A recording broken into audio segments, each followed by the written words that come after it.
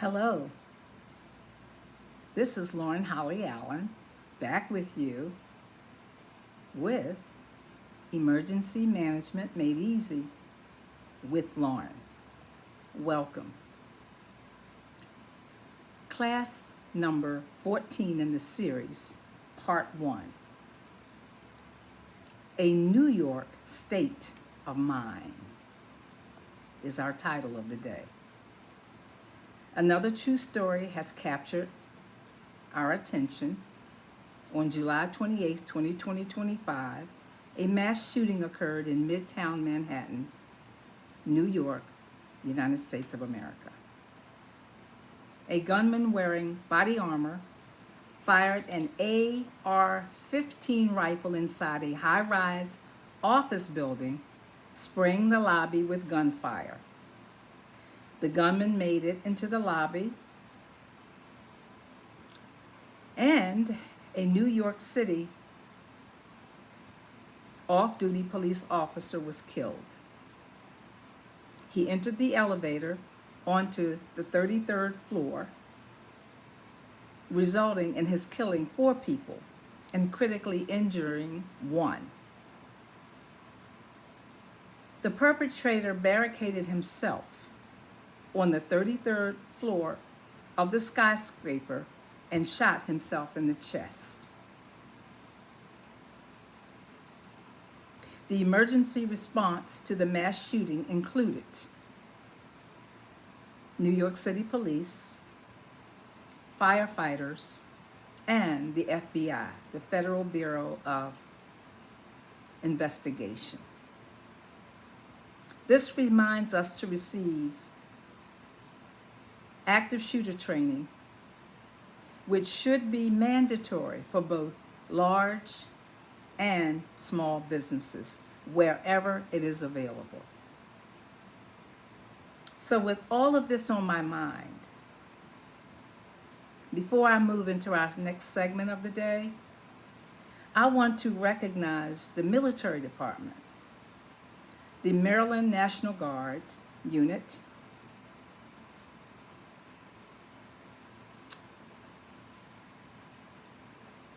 and many of you know from my introduction, my background.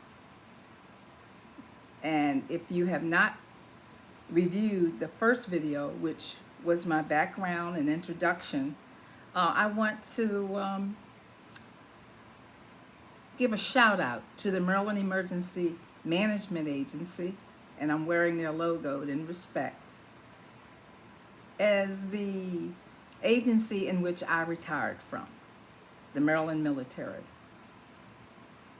I credit the agency for much of what I've learned and much of what I am sharing with you and have shared with you up to now. I credit them. And I wanted to share my plaque, which is what I received when I retired from the Maryland Emergency Management, now not an agency, but it's a department now with the state of Maryland under the Maryland National Guard and Maryland military.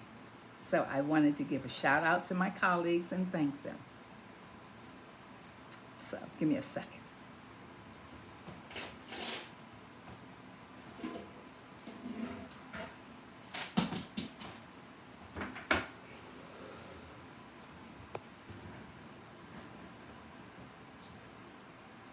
Today, we're going to discuss security site assessment and crime through environmental design.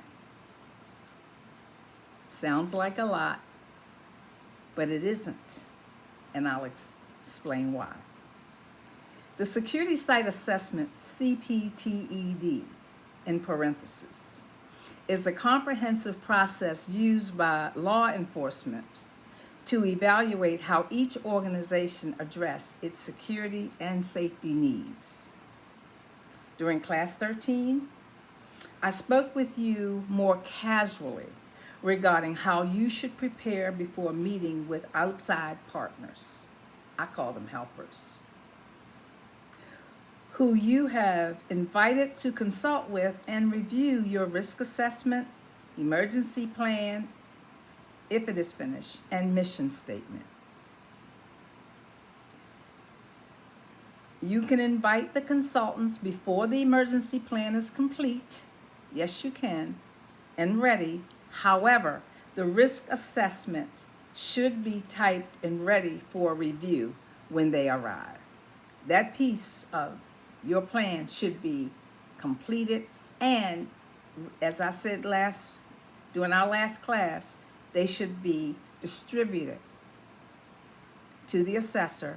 And if you have written any part of your emergency plan, I would share that too with a mission statement if one is available. So the unique culture of each site should be assessed. This is recommended by the Federal Emergency Management Agency, FEMA, in the United States. To date, FEMA is still with us and operational at this time. I wanted to add that as a caveat. Main facility and other buildings on the property should be assessed. What you can expect. We covered that in some detail, but this is in more detail for your information today. The assessment areas should include and examine the safety, accessibility, and emergency preparedness of small and large businesses and buildings, campuses, worship houses, parking facilities, restaurants, maybe even with outdoor seating, beaches, movie theaters, and yes, after a second shooting this week, I've added bars and taverns.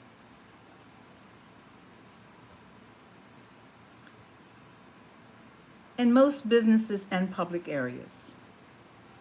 This includes a review of the physical facility, landscaping, fencing, access control, and comprehensive lighting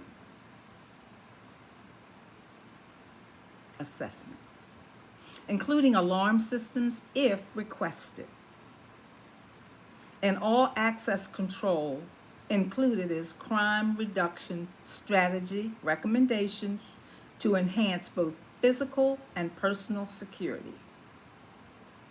The structural integrity of the buildings, compliance with architectural standards for individuals with disabilities, special needs populations, and other access and functional needs, which includes emergency vehicle access. You call 911, there ought to be a place in which the fire department or police department can park. That's access for emergency vehicles. See, we didn't cover all of this last week because it was more informal, but this is a little bit more didactic or formal instruction. However, yes, I know. Do I really need to know all of this? Absolutely yes. In lieu of just 2 incidents in 1 week, one at a bar and one in a high-rise. So we will go on. The primary goal. The goal is to address the needs of people at all levels and locations. There is no absolute methodology that guarantees the protection of all of your assets and all types of potential threats. The assessment is designed with the intention to reduce occurrences of criminal and undesirable untoward behavior in and around your campus facilities. Based on international and local community data, there is an urgent need for strongly enforced policies and procedures. In some instances, the requirements may be enough to provide adequate protection and deterrence. Other instances, updates and enhancements to improve security will be required. updates, improved fencing, better locks, better windows, cut the azaleas.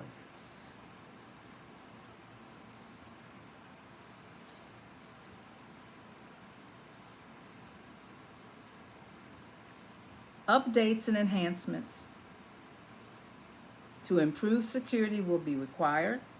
It is based on the needs and your budgeted funding to determine how much security is adequate. It's important to remember no amount of security is effective unless it is regularly monitored and maintained.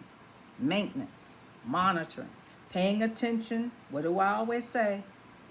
Know your surroundings and pay attention to your business, your space, wherever your space may be. Home, work, high-rise building. New York is on my mind. The written security site assessment should include the following information.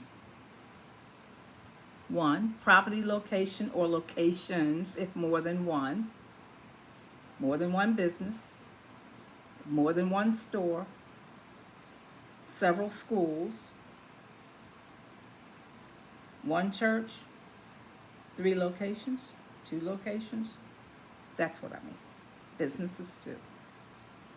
The surveyor's name. When that person comes in to do the survey, get their name, their full name, and all of their information. A card from them. You are the contact person, and your phone number of your business should be given to the surveyor. Exchanging information. It's formal now. You see, I'm more formal today. Even wearing my Mima shirt. That's respect.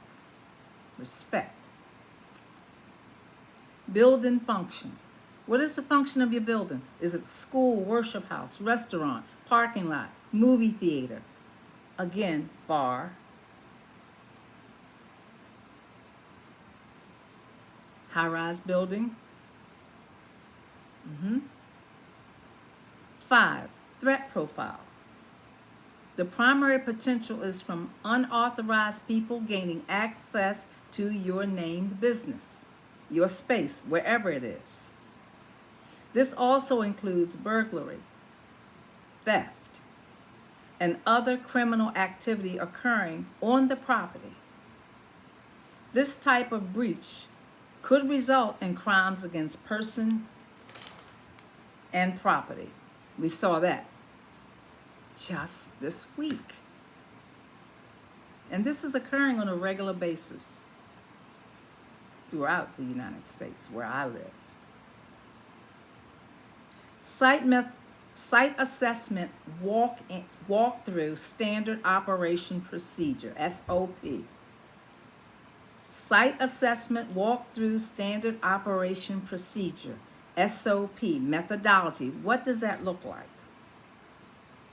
1, what will be assessed when the auditors or the assessors arrive? What will be assessed? What do you want them to look at? Key staff, tenants, managers, business owners, all designated personnel should be present to meet the visitors. They should be at the table.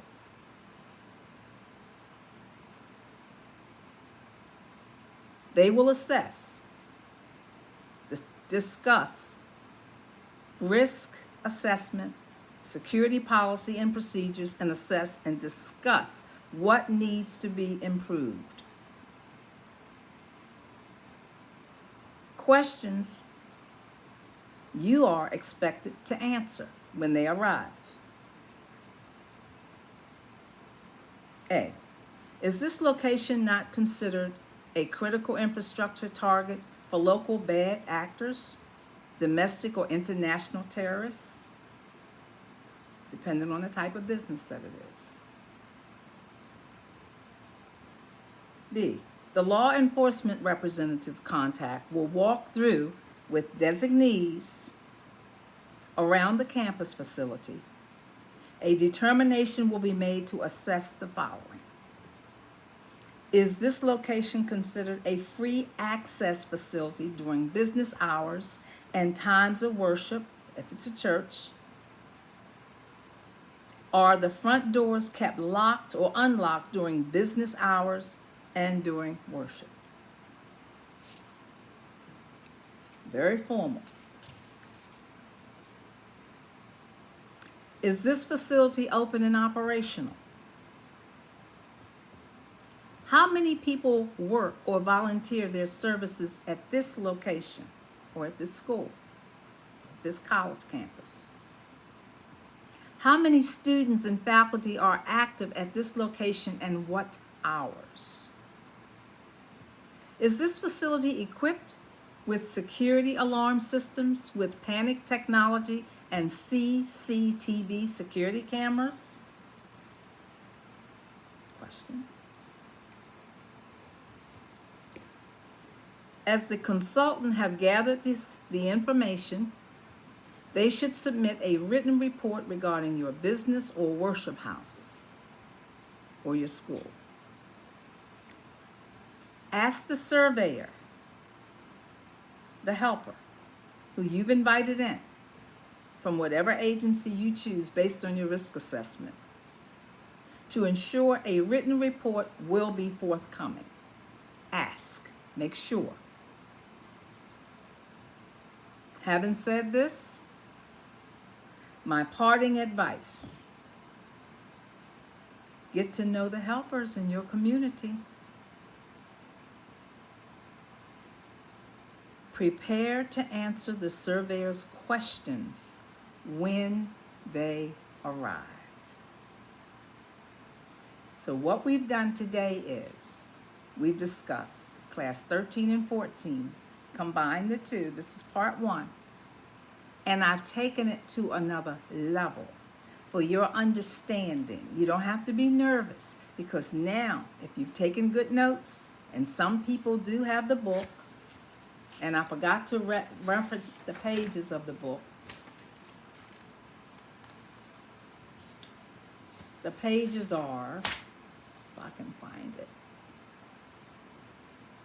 pages 41, chapter 3. Book title, You Can Write a Step-by-Step House of Worship Emergency, Safety, and Security Plan, for those who want to purchase a book. Under my name, Lauren Holly Allen, I am the author. So that is the reference pages for the people who want to go in and review these notes in the book. The rest of us, you and I, we are using our pencils and paper, and we're taking good notes. Prepare before it happens at outlook.com is my email. And I thank all of you who wanted to know a little bit more about my credentials or who I am.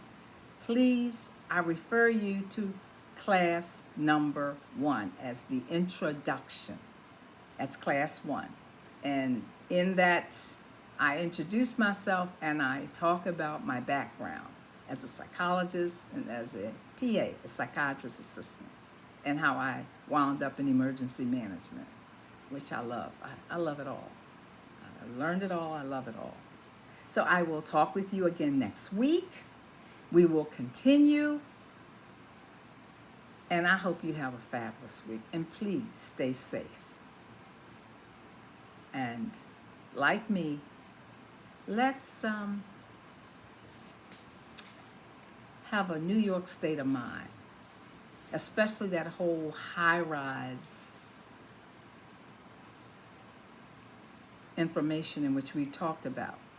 Just because you're on the 20th floor, it doesn't mean you don't need your own emergency plan.